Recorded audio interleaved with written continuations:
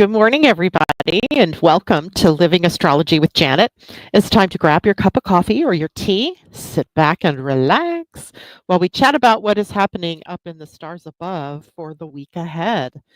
And it is a really good week ahead as Jupiter and Venus align in the sign of Cancer, making everything all about the heart, while we also have some other interesting revolutionary energy occurring as well.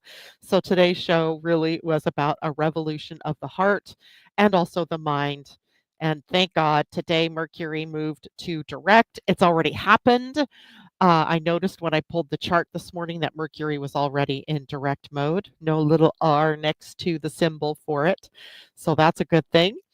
And today we have quite a bit to talk about just because I want to go a little bit deeper. There's not a whole lot of stuff happening, so it gives me time to go a little bit deeper with some things.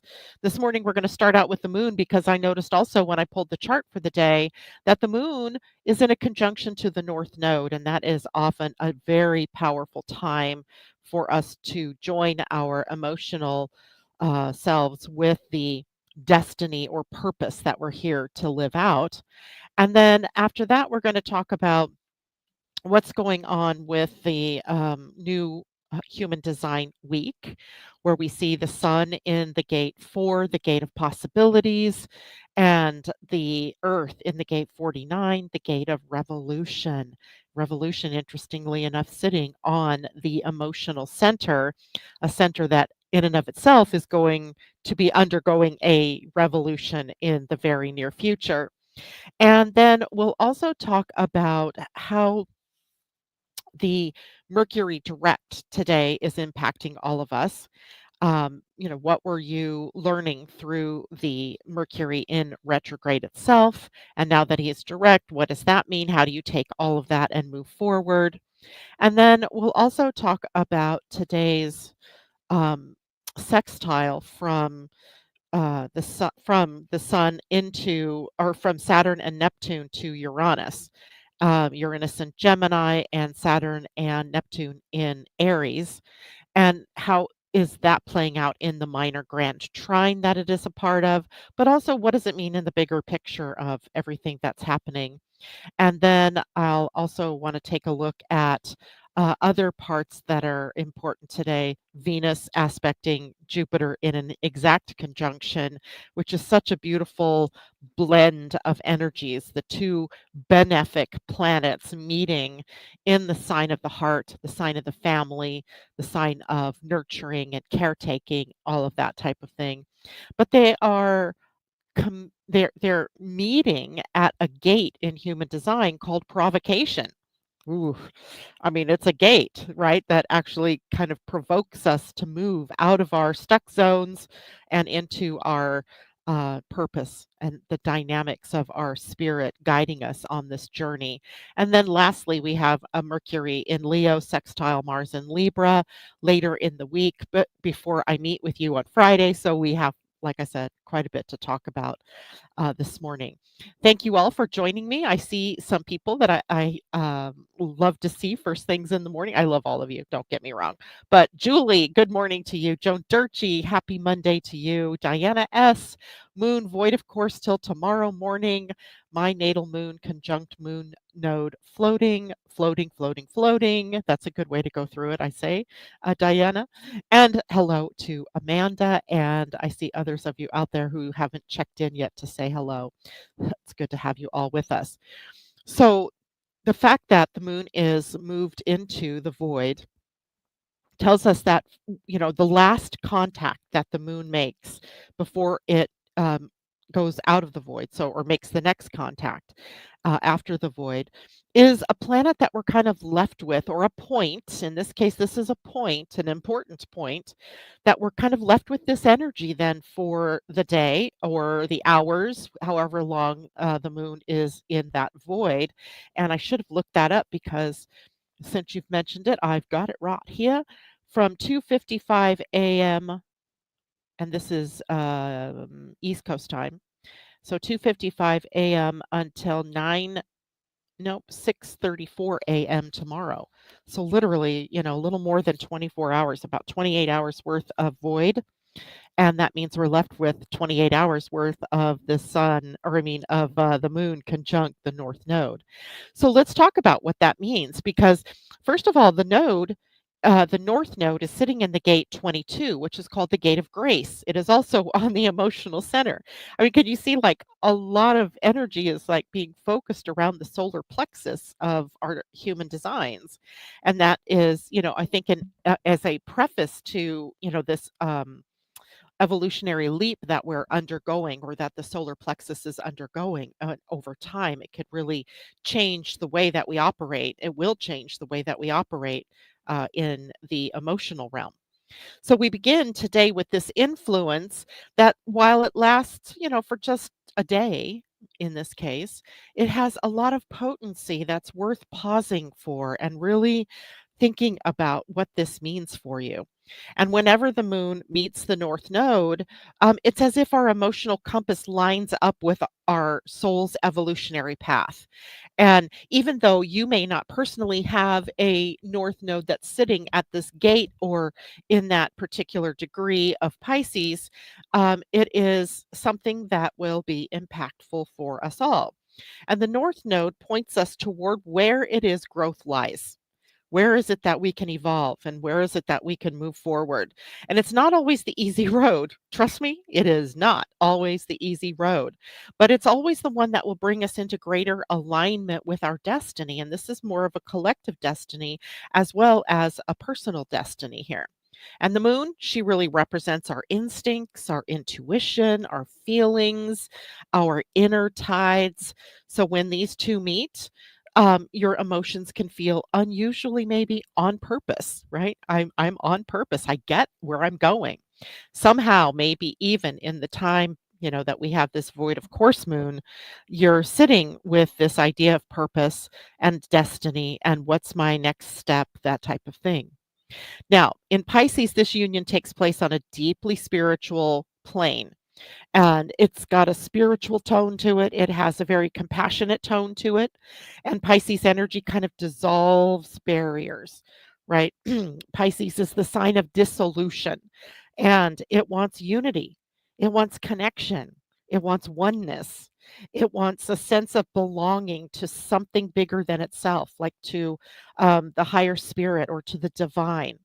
But it's also an energy that asks us to surrender the need that we have to control, right? The control part really is the echo of Virgo on the other side, right? Pisces and Virgo form this axis. And if the north node is being hit, so is the south node, right? So we have both this axis of, the Piscean dissolution into spirit being balanced out somewhat by the Virgoan side, which is the need for perfectionism, control, etc. Right?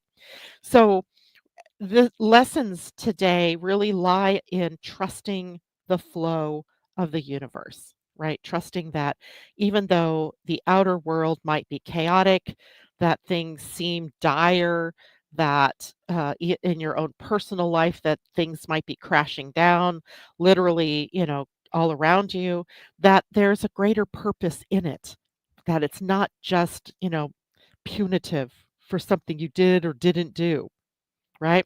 So in human design, as we look at this, we see it at the gate 22. Let me see if I can show that to you really quickly. There's a siren going off. I just need to make sure it's not the dams. It is not. Okay, good. So the image, oh no, it's not an image file. This is actually a website. So let me share my screen so that you can actually see where the gate 22 is. So I actually have quite a bit of information on this chart, but for right now, just look here at the solar plexus where we have the gate 22 called the gate of grace. Now, this is where the north node is sitting, and it has been sitting here for a month and a half or so, right? So, this is the solar plexus, and it is the center for emotional energy, and is sitting at the gate of grace. And grace here isn't about being polite or, for politeness sake. It's the magnetic beauty of emotional presence, being truly in your emotional self. It's that feeling when someone is simply you with you being themselves. You get to be yourself, right? Your true self, and you get to be fully and authentically who you are. And you just feel like you're being seen, and you feel like, their presence really supports you, and you're also giving off that same feeling to them as someone that you might be in conversation with, or someone, that you're having this heart to heart moment with. The gift of this gate 22, which is, like I said, sitting here on the emotional solar plexus, is often about receptivity, being open, being open to the emotional flow between people, being open to what life brings, the highs, the lows, and every spot in between, without shutting down or anchoring up, yourself to, weather the storm, right? Just being able to blend and flow with those emotional changes, but also not armoring yourself against the emotional energy, right? When things get intense. And remember, the solar plexus is a motor. And as a motor, it has energy of movement or of motion, emotion, right? So this is emotional energy with movement, even if the movement is subtle. And sometimes emotions are subtle, right? You get that feeling, just it's vague. I don't know what exactly this is. And then before you know it, it's gone, it's moved into something else. So through the gene keys lens now, if we look at the gate 22 or the gene key 22, it is evolving from the shadow of dishonor and into the gift of graciousness, and then finally, ultimately, to the siddhi of grace. Now, dishonor shows up when we deny the emotional truth, either in ourselves or in others, right? We want to take away that emotion.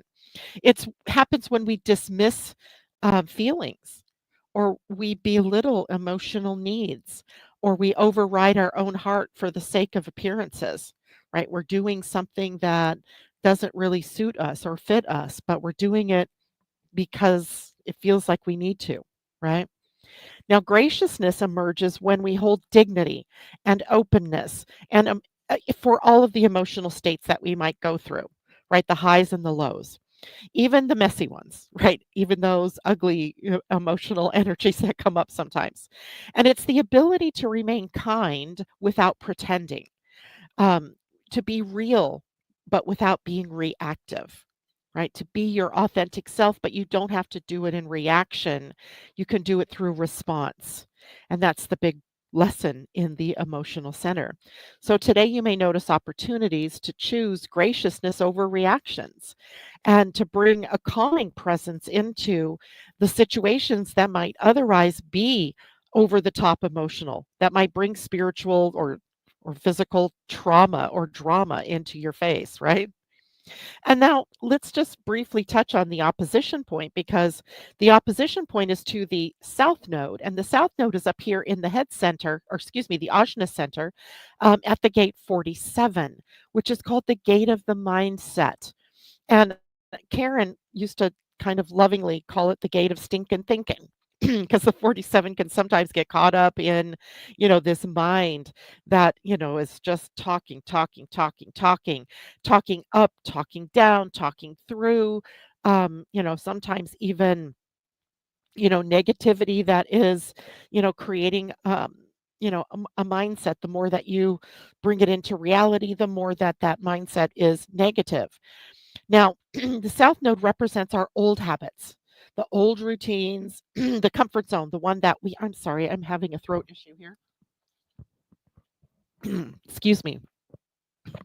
So, the South Node gives us this polarity point that we can, bounce ourselves off, right? That the old, being juxtaposed against the new, and the potential for reactivity to become responsiveness in our emotions. But we're also moving out of this comfort zone of the old mindset. We got to break the old patterns if we want to move forward. And in Virgo, that comfort zone is about overanalysis, it's about perfectionism, and the constant urge to fix things because something's wrong. We're broken. But in reality, you're not broken, right? There's nothing wrong with you or anybody else or even the world for that matter. Sure, there are things that we could improve on, definitely, right?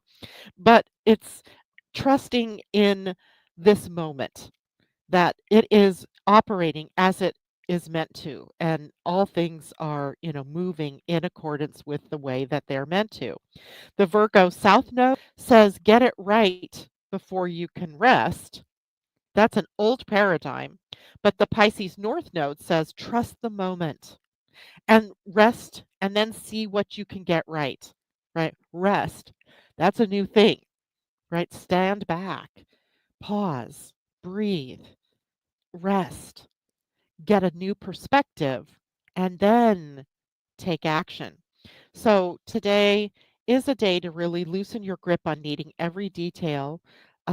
Instead, kind of ask yourself, what would happen if you just trusted that this situation could work out even without your controlling every little detail, every variable? What would happen if, right? What would happen if? So, practical ways to work with this energy then become things like pausing before you react. It seems so simple, right? Just to pause before you say that thing or before you do that thing or before you allow your mind to carry away your thought processes. If an emotional wave rises, give it space. And, grace really doesn't it rarely arrives in the heat of the moment, right? Grace opportunities to be gracious and to find grace often happen after the fact, right? When you've given yourself some time and some space and some thought, positive thought before you do anything or say anything. Say less and feel more, right? Let silence be a part of your conversation. Sometimes grace is wordless, doesn't have to say anything. It can just be.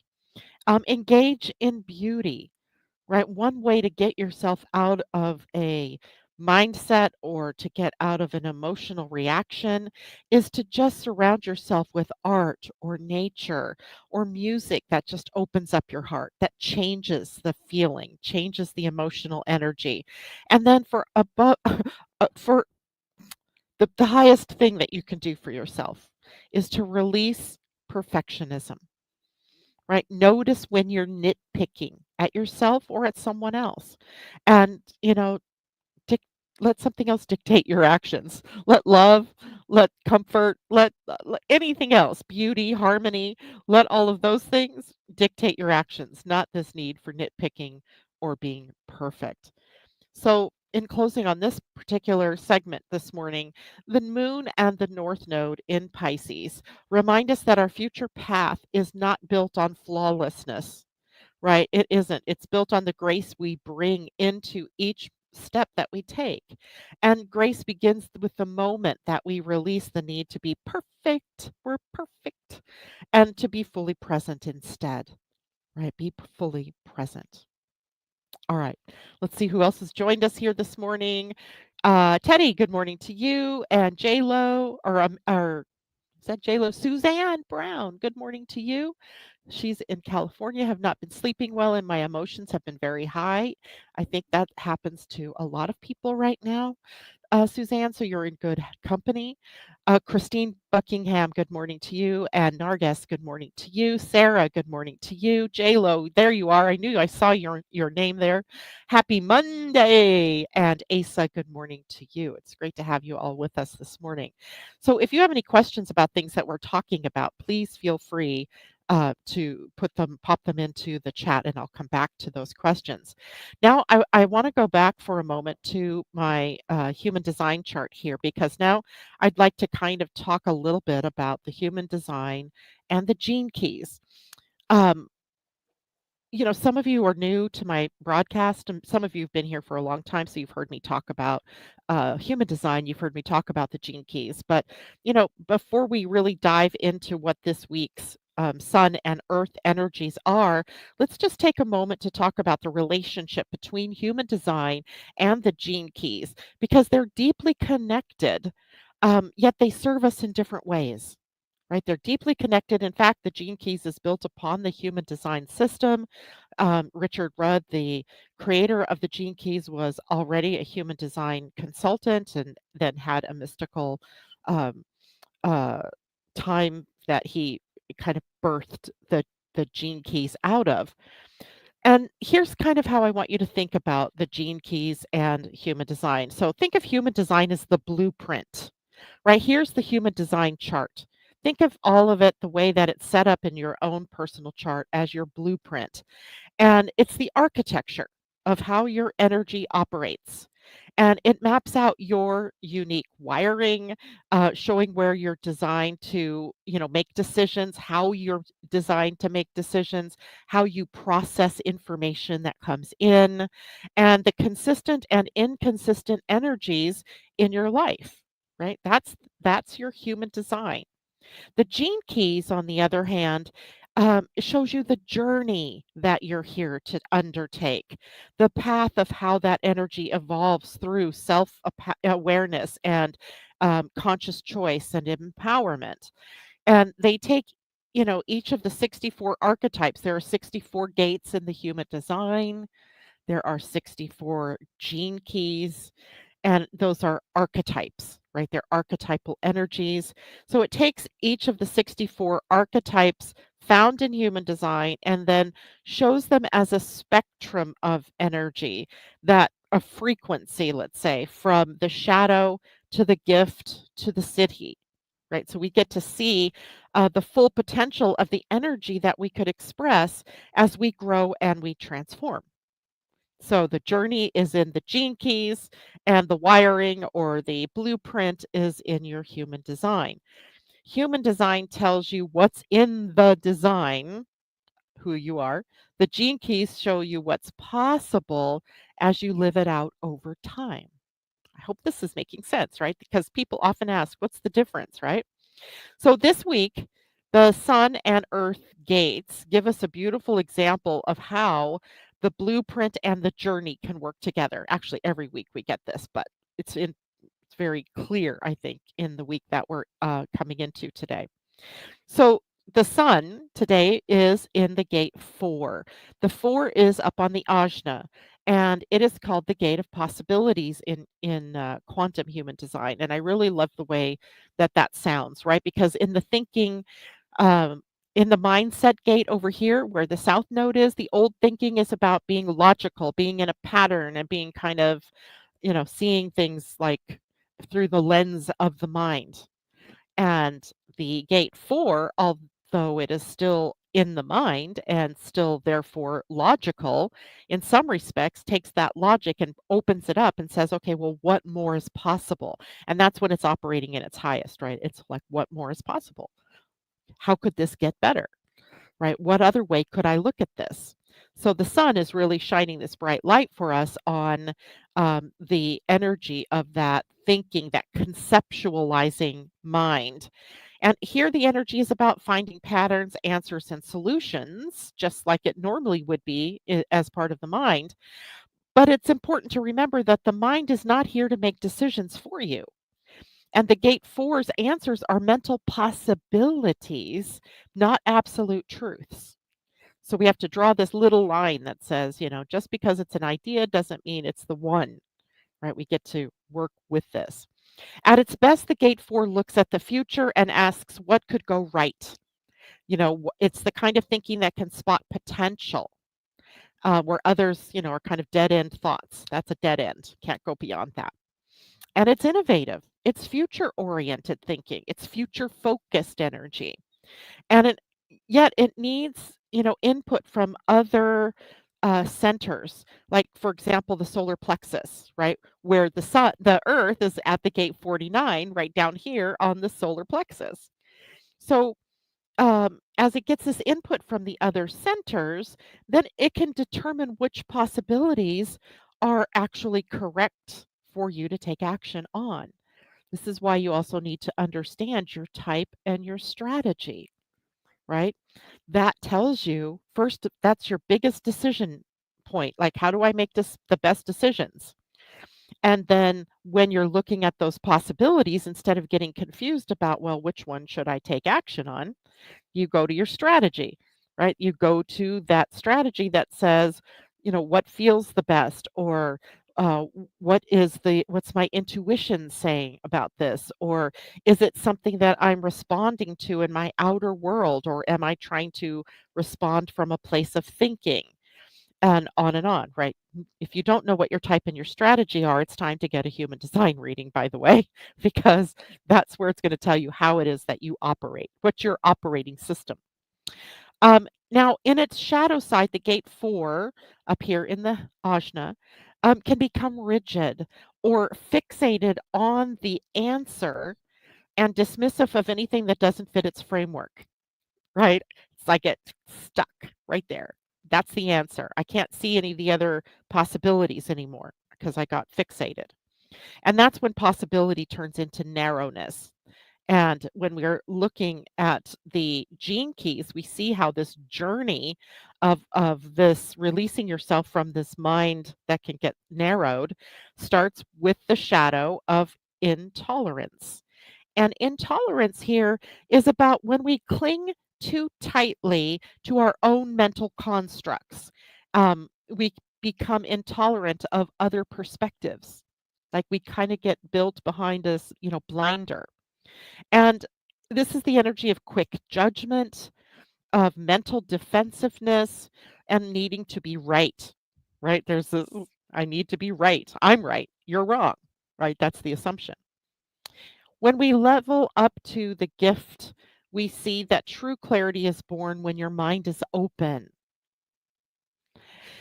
Understanding links logic to empathy, and it's when you can see how different perspectives fit into a bigger picture that things open up, right? This is where the gate 4's innovation really shines, when it sees from an open mind the possibility, or understands that there's more than one way to do something.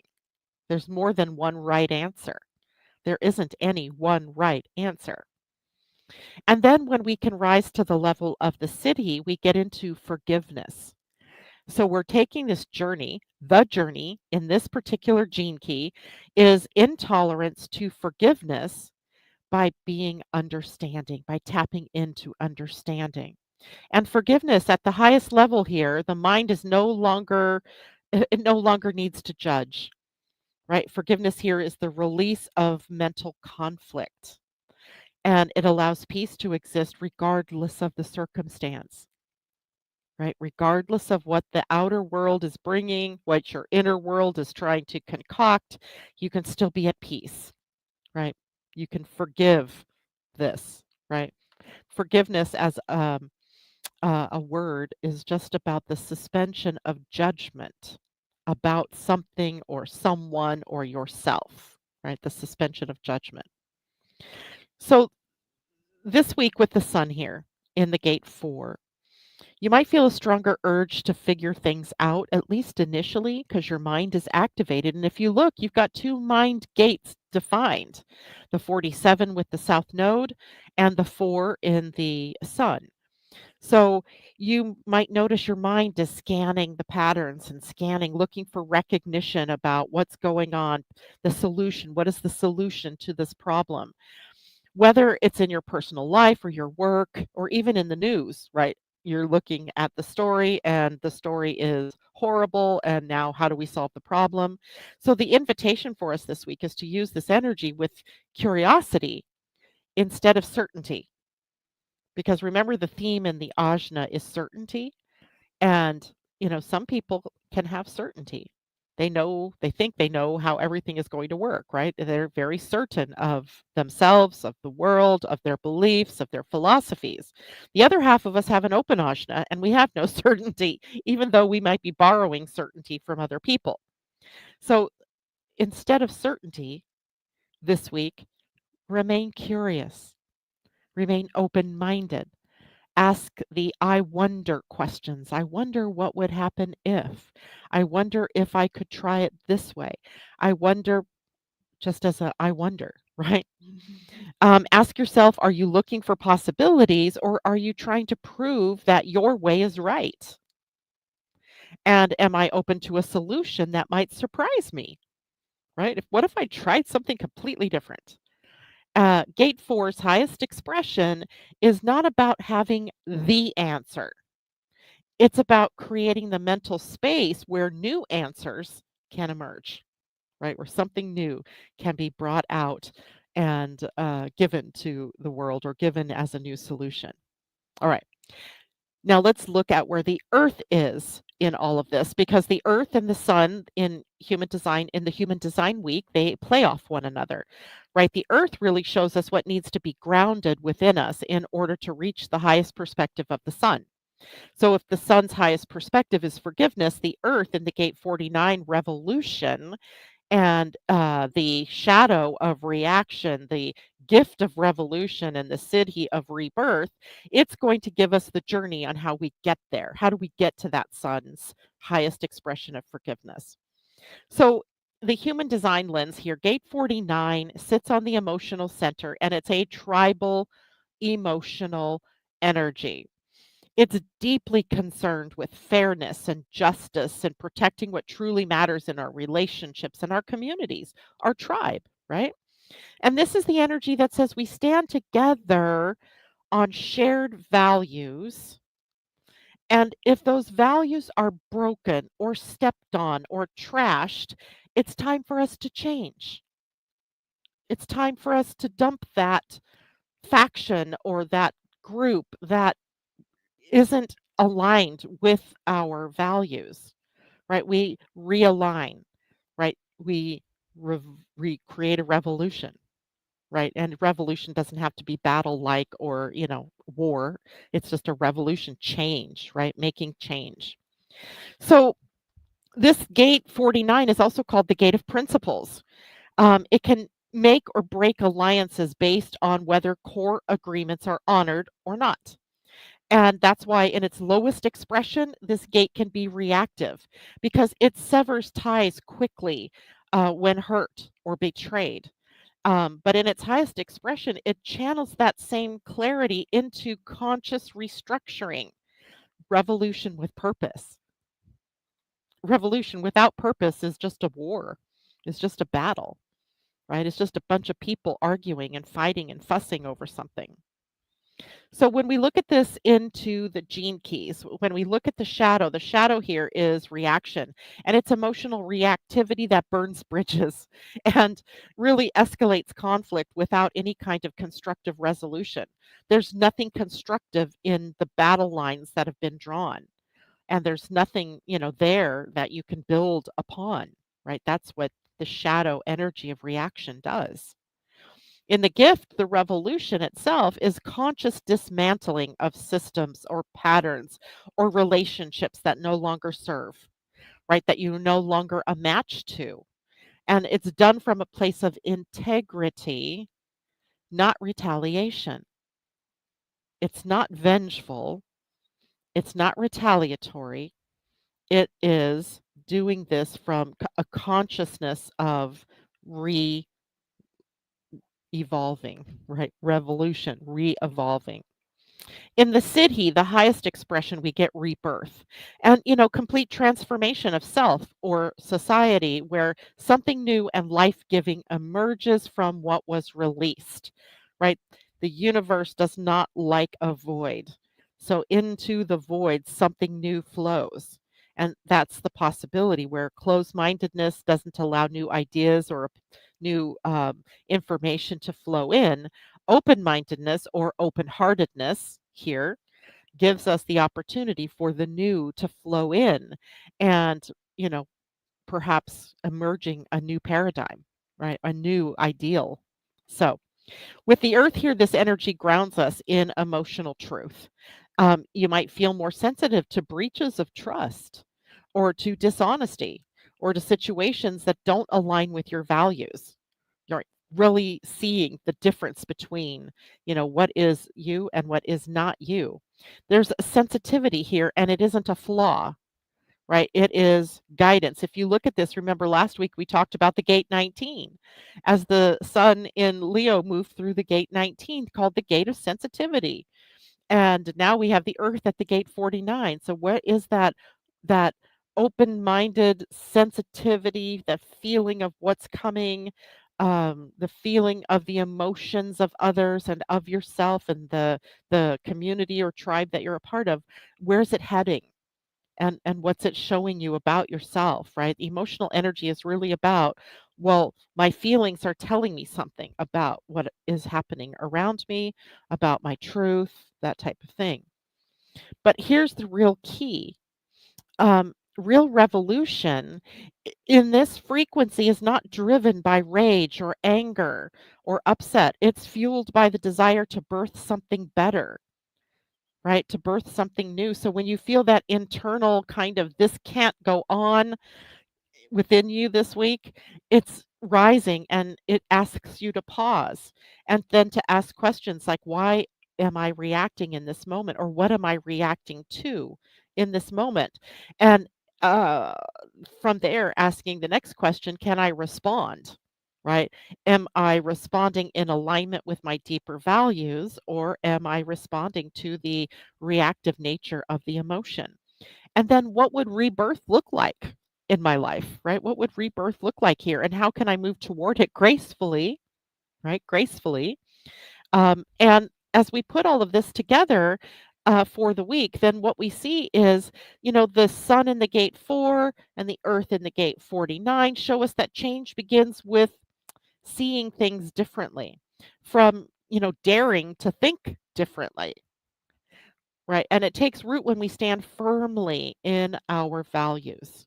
It's very values driven. And this is a week to open your mind to possibilities and to use your emotional clarity to speak the truth, to speak revolutions or to spark revolutions, not speak them. You could speak them, but spark them that are conscious, that are principled, and life giving, life affirming, emotionally aligned. Big week, right? All right. At least from the human design perspective, which, by the way, is from the 11th to the 17th or through the 16th. And on the 17th, we start a new human design week. All right. How's everybody feeling out there? Sarah, yes, yes, yes. I needed to hear this. I love it. And hello, somebody whose name I can't pronounce. I'm so sorry, but thank you for being here and respect back to you. Because I can recognize that word, just not your name. My apologies for that. Let's talk now about the astrology of the week, right? We got the human design and the gene keys. Let's look at the other things that are happening today. For example, where Mercury has turned direct. Woohoo! Let's do the Mercury dance, right? Because we now have Mercury moving forward. And it was surprising to check the chart this morning and I discovered he was already in forward motion, right? Something must have been going on very early in the morning. And he turned direct at 4 degrees of Leo in the gate 31, called the gate of the leader or leadership, democratic leadership, that different names for the same gate. Now, after 3 weeks of retrograde, 3 weeks of turning inward, of rethinking, of revising, of reimagining, recalibrating our mental sort of landscape and our self expression, our hearts, even. Mercury finally stationed direct. And now this momentum is shifting toward expression in the outer planes of the things that we were working with on the inner planes. So we're moving from that inner terrain to a kind of the reflection of, different things, reflecting, of thinking about, and outward into the expression of those thoughts and ideas that we've been ruminating on, let's say, over the previous 3 weeks.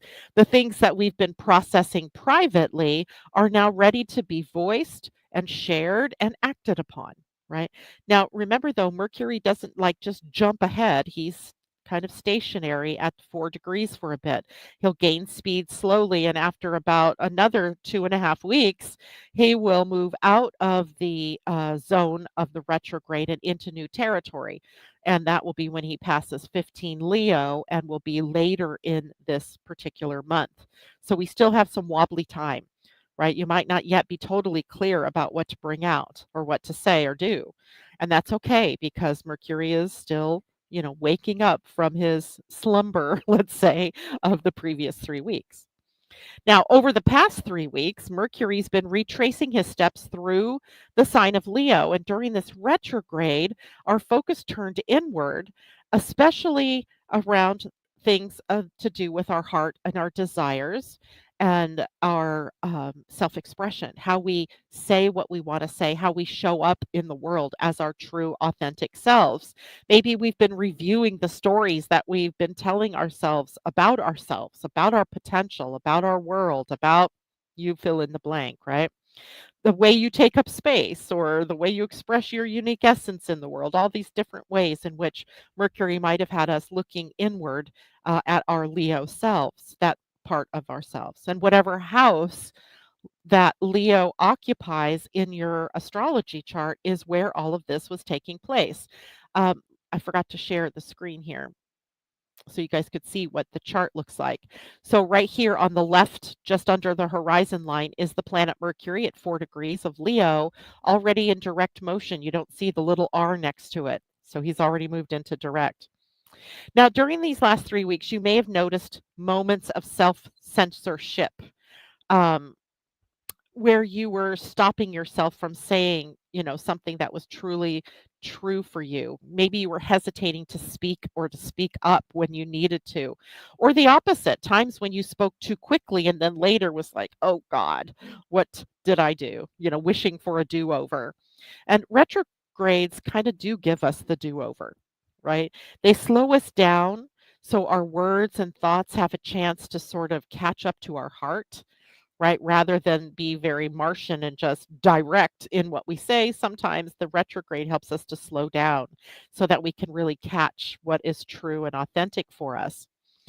And now that he's turned direct, we're going from that inner work and outward toward our outer leadership. Now, how do we take what we've learned about ourselves inwardly and express it outwardly? So, what has been sitting inside your mind now can move out into the world and hopefully with greater clarity. Like giving yourself that moment can give you some clarity about those next steps or about those words.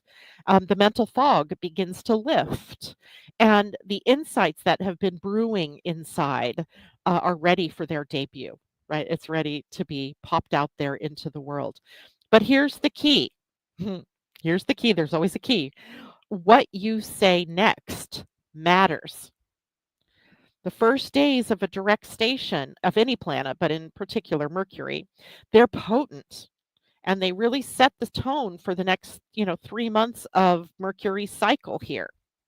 And they began this cycle in the gate 30, or it began the direct motion in the gate 31, which is this gate of leadership. And we have had the sun move through this. It's a Leo gate. So it has been talked about already, but let's just review. This is the gate of the leader. It happens to be located in the throat center of your human design chart. So this is leadership by example, not authority by demand. This is not authoritarian leadership.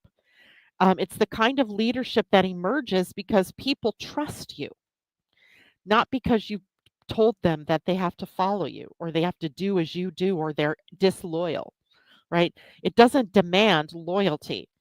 It leads by example and loyalty follows, right? So gate 31 speaks through invitation because it's on the throat center, right? The throat center always leads by invitation. And it's a projected energy, we call it. So if you hear that term, it just means it's an energy that needs to wait for that invitation in order to be brought out, right? Or to be spoken to. And it works best when your words are sought after, when your leadership is recognized. It's not about grabbing the microphone and just making yourself the center of attention. It's not about, grabbing the reins of leadership or power and saying, "I'm it. I get to be the boss. You have to do what I say." Nope, it's not about that. It's about being offered the stage because your integrity earned it, right? You earned it because you're someone that can be trusted, that shows leadership potential, that shows integrity and truthfulness, right? These are the qualities, the values of a leader, right? The gate 31, if we look at it through the gene keys, is in the shadow of arrogance. And it's speaking from ego. It's dominating the conversation and it's believing your way is the only way, right? It's very headstrong energy in the shadow. In the gift, it is leadership, right? Which is guiding others through authenticity and courage and a sense of service. And your voice becomes a channel for collective good. And the Siddhi, the highest expression of leadership of this gate 31 is humility. And it's leading without attachment to being seen as the leader. It's leadership through an act of service or through pure service, right? The heart leading. So Mercury turning direct here in the gate 31 at 4 degrees of Leo is asking us what truths are we now ready to speak? And how can we lead in a way that inspires others rather than instructs or demands or commands, right? And what have the last 3 weeks taught you about your voice and how it impacts others? What have you learned over the last 3 weeks? And again, look to where Leo is in your chart. Look into your human design chart and see if the gate 31 is defined by any other planet. Does it connect to the identity center through the gate 7, the gate of collaboration? Because that is the true channel of democratic leadership, and it would thrust you even out into the role of leader. So take a look at how your own mechanics are designed and how your journey is designed. In Leo, the energy here is bold. It's fire. It's passionate. It's confident and it's creative. So combined with that gate 31, we're being invited to take the courage and the heart of Leo and pair it with humility and integrity to become a true leader or to invite in true leadership. So interesting, right? In light of the different, leaders that have been elevated in different countries around the world, I just find this energy fascinating, right? It is to me, it's just fascinating. What else can I say about it? Um, Now, let's take a look at the next big thing today, which is Saturn and Neptune, which I didn't circle here, but they are up in Aries toward the top of the chart and just a little to the right of it. You'll see the glyphs for Saturn and Neptune side by side at 1 degree or so of the sign of Aries. And they're in a sextile to Uranus in Gemini today. So we have this slow moving, elegant, kind of alignment coming into an exactness. And this is part of the larger minor grand trine that if we included Pluto would make this minor grand trine. So Pluto, so this would be here would be the Saturn. I forget you can't see my cursor. So never mind. It's there.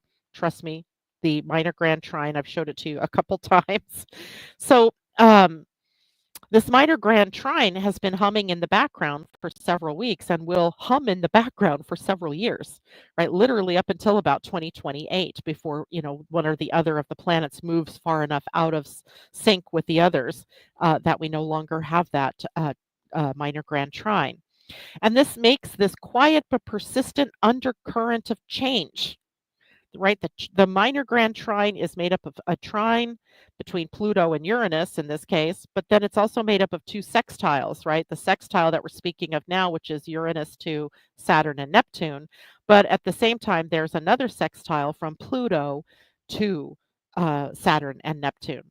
So when the slow planets, which these are slower moving planets, when they make a harmonious aspect with one another, the influence like stretches out over months or years even. And the exact moment, like today, can bring clarity or a breakthrough or a green light maybe for something that you've been building toward. And then, of course, they'll kind of relax again.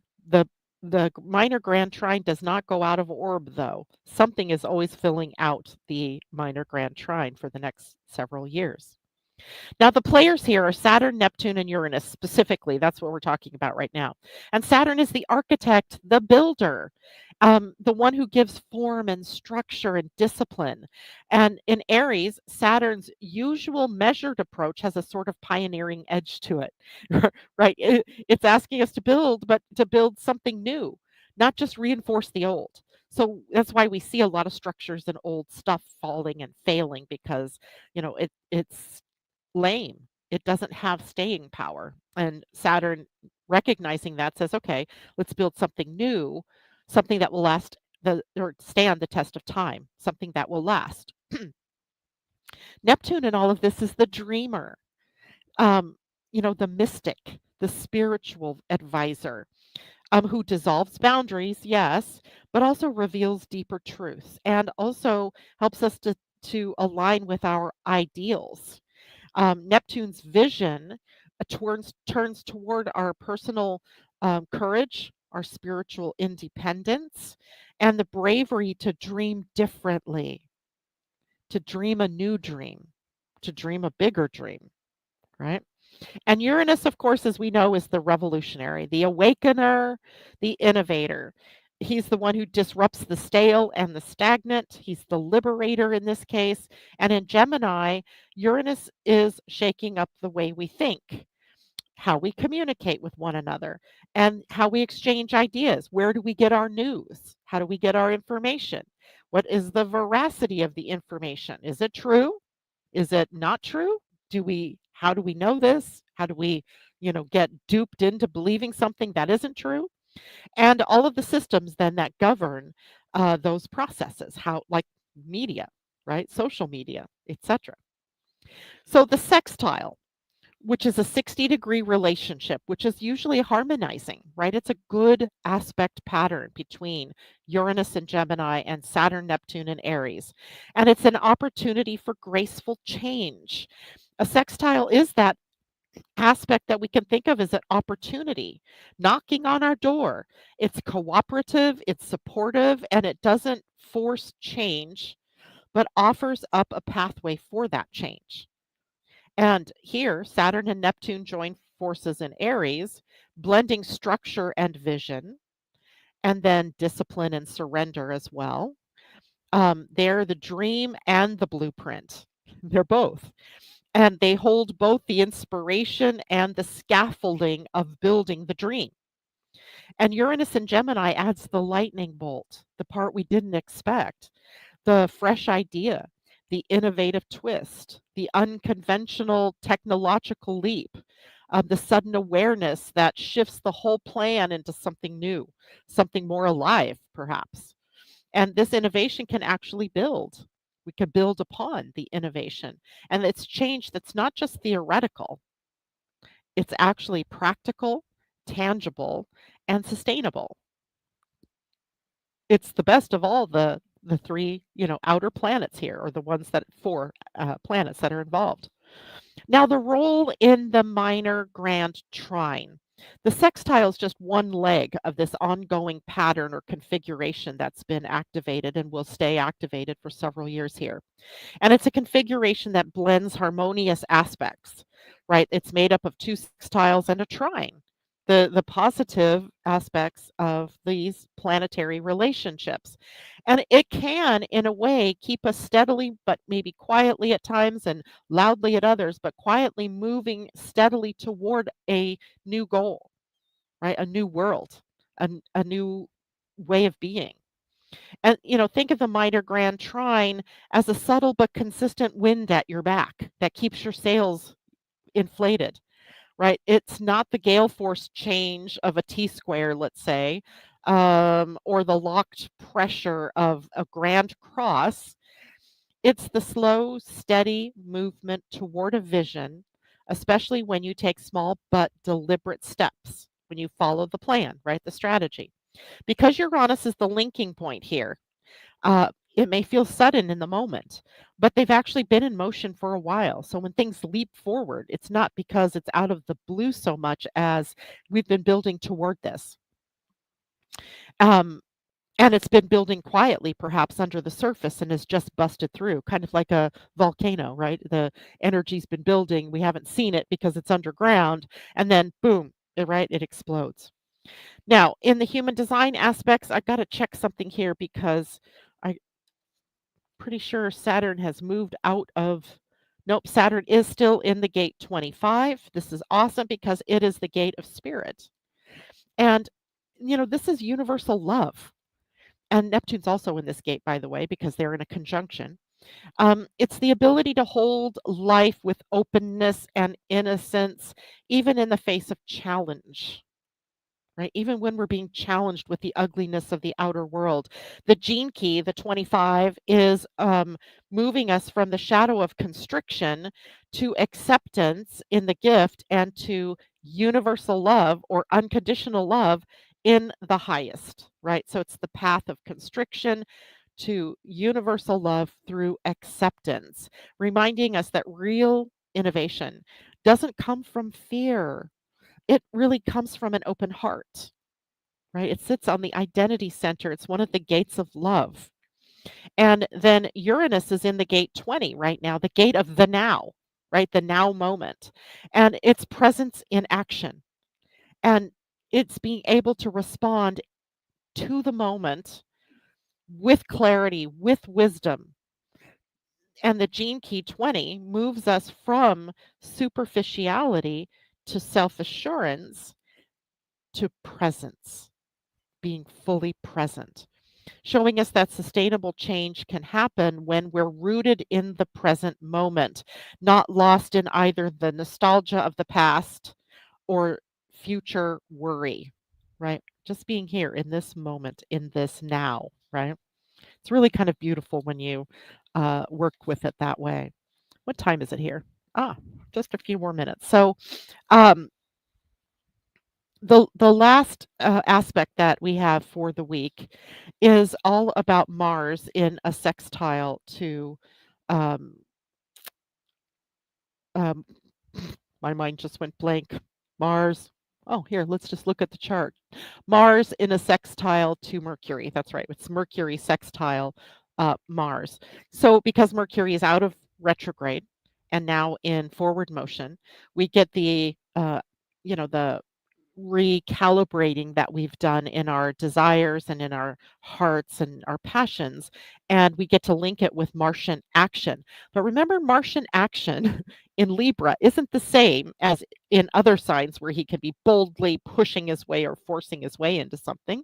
Mars in Libra is far more interested in equality, in harmony, in patience. It's not his natural realm. He has to work a little harder at it, but all of us have this opportune moment to take action on the things that we have been, working through in behind the scenes during Mercury's retrograde. And that aspect isn't until Thursday, but it's building in this moment. Happens on Thursday and it's exact, and will also probably take us a bit through the weekend as Mercury's moving very slowly, right? It has not picked up speed very much yet. And then just a reminder, we're still in the kite configuration that was activated with the full moon on early Saturday morning, right? That kite configuration being this, place where we are intending a new world, or we are setting our sights on something bigger, something better, something more true and authentic to humanity, and also being challenged because Mars is a catalyst in the sign of Libra, wants it to be equal, wants it to be acceptable, wants it to be tactful and diplomatic, and all, of course, equality oriented. So interesting that all these things are kind of coming up together for this week. All right. Questions. Karen, good morning. She says that moon is exactly opposite my natal moon and Pluto on my Chiron, eternally lighting up my T square um, with Uranus and Mars. Oh my goodness. Healing and change for the old lady. That is an maybe you could upgrade that affirmation just a little. Like, I'm open, no matter my age, I'm open to healing and change, right? Maybe do something like that. She has gate 7 defined, which is the collaboration gate. So now, with 31 being activated by Mercury, you have this opportunity to really create leadership potential for yourself to, even in something like an older age where you are like a legacy, you're a wise woman, you stand as a shining light, as a guide, that this would be a really good time for you to reframe, what healing and teaching and mentoring is all about, right? Kiki Law, good morning. I'm Leo rising, but I haven't learned charts yet. So, Leo rising means that anything going through Leo is going through your first house, the house of self, your identity, right? The mask, I guess, that you could wear, in seeing people. And, I guess maybe people really see you as self-expressive, or that's, that's what you lead with, right? Your passion, your heart. Leo on the rise is also somewhat colorful and, brings in the Aquarian need to walk their own way, right? To do things their way, not necessarily the way that everybody else does it, like walking to the beat of your own drummer.